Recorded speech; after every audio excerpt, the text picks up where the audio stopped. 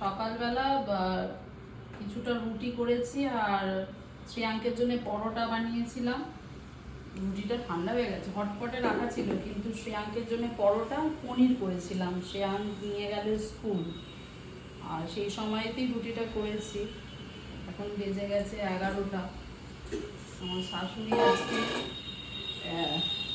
মানে দেরি করেছে, মাথায় চুলে কলপ টলপ করলো। তো আমি এবার খেতে দিয়ে দিই।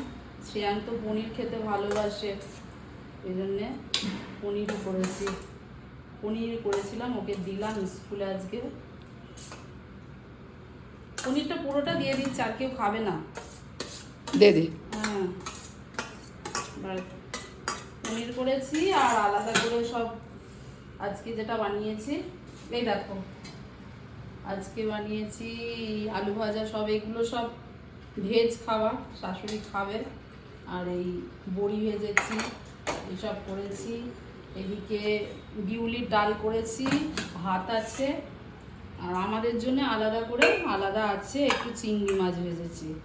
তো আর একটা এখানেই মিষ্টি দিয়ে দিই, ব্যাস।